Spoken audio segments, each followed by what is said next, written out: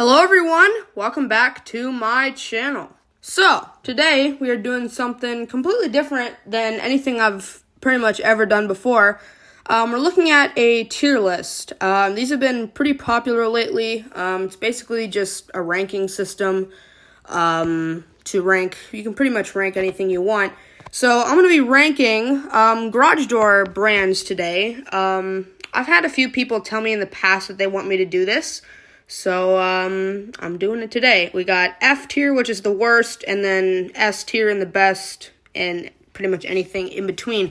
So, we're going to start with F tier, start with the worst openers, in my opinion. Again, these are completely my opinion.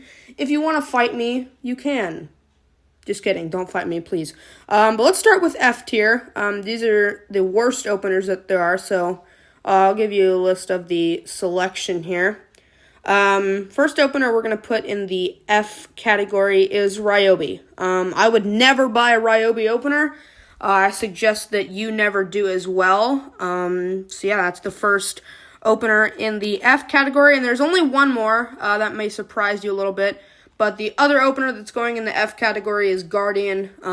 Again, never buy an opener, that is a Guardian. I think in my top 5 worst openers, that was ranked like number 2 or number 3 as the worst. So yeah, never buy a Guardian. Now we're going to move on to D tier, and this one has 4 openers in it. One we're going to start with is Wayne Dalton. This was originally F, but I decided there are actually some good openers in there. The iDrive was absolutely horrible. But there are some decent openers, but I would not rank it anything above a D. So we're gonna go to the next one, which is Herman. I've seen a few of these, and they all are very annoying to disengage and re-engage, and they're really just not reliable. These were made not too long ago, and they're already being torn out left and right. So yeah. Don't buy a Herman Silent Drive. That's really the only one I see. But, yeah, don't buy that.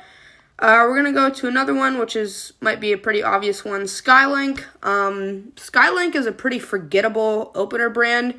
Not a lot of people think about them when they buy openers.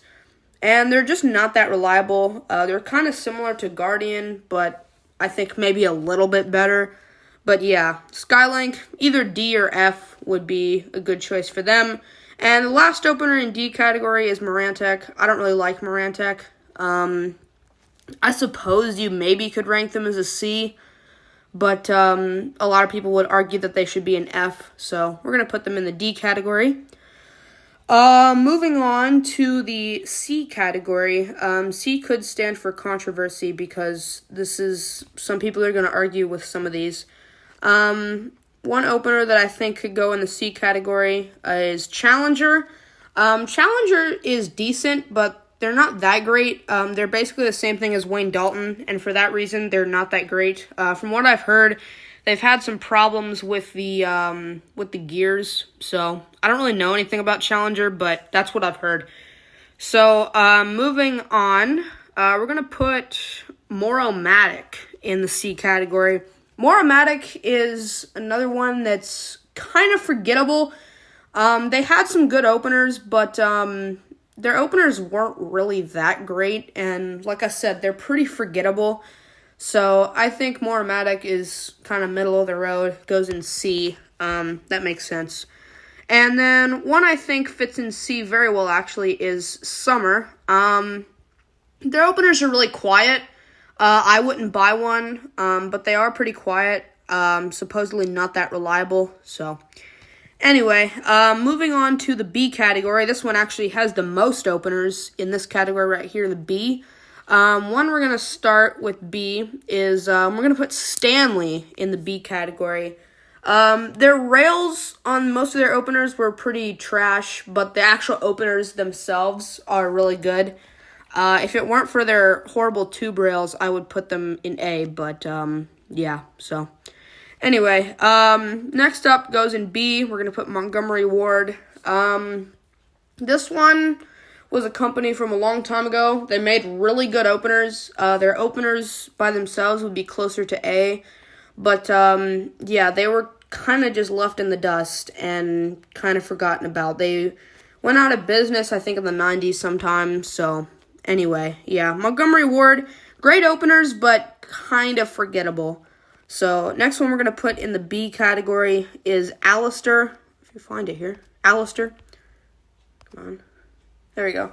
Alistair goes in the B category and not the A because, well, again, kind of like Montgomery Ward, they were great openers, but they kind of were forgotten about. I would not argue with people that put them in the A, but I'm going to put them at B just because I think there are some better options, just because there are some more modern and just plain better options. Anyway, we're going to put Chamberlain in the B category.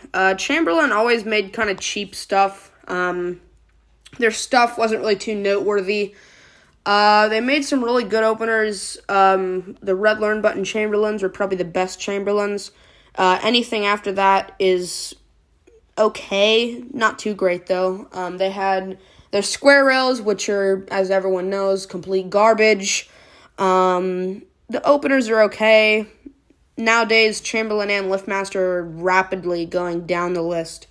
But anyway, and the last opener we're going to put in the B category is good old-fashioned overhead door. I love overhead door, but some of their openers just weren't that great. And basically, they were just kind of the crappy version of Genie, just like Chamberlain is the crappy version of Liftmaster.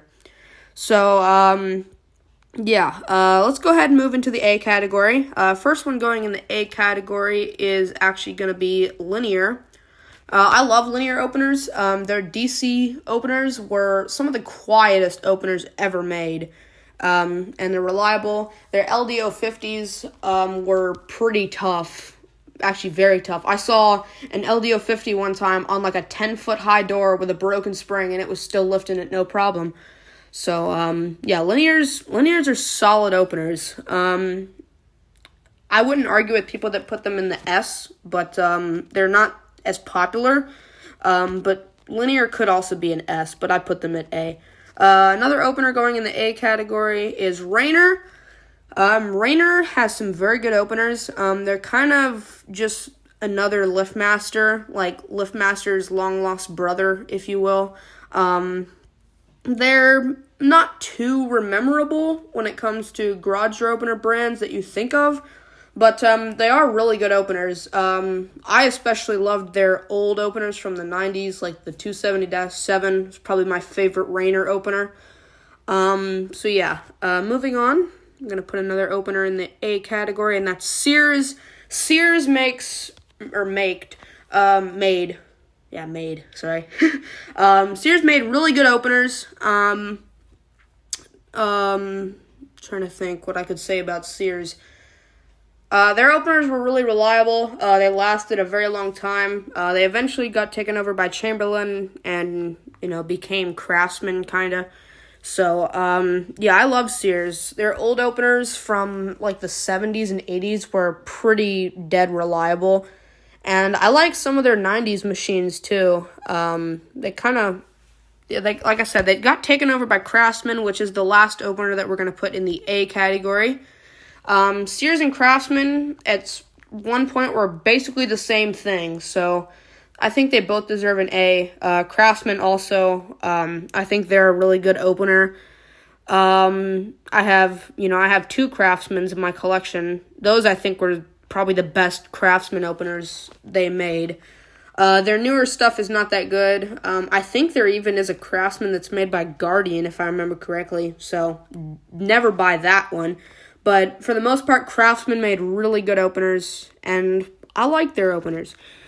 So, now for the moment you've all been waiting for, we're going to start the S category, and this is where people are going to get mad at me. So, first opener going in the S category is Genie. Genie made very reliable openers.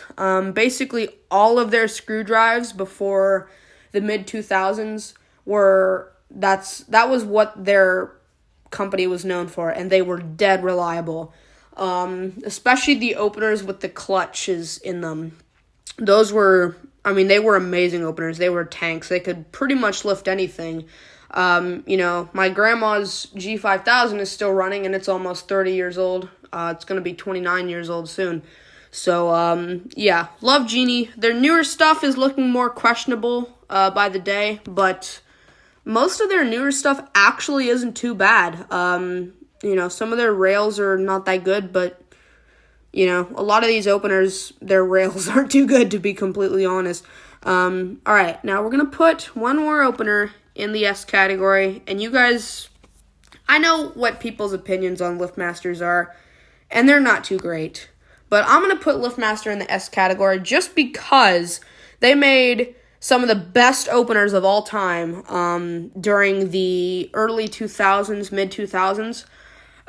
Their 390 megahertz openers and their 315 megahertz openers were prime LiftMaster.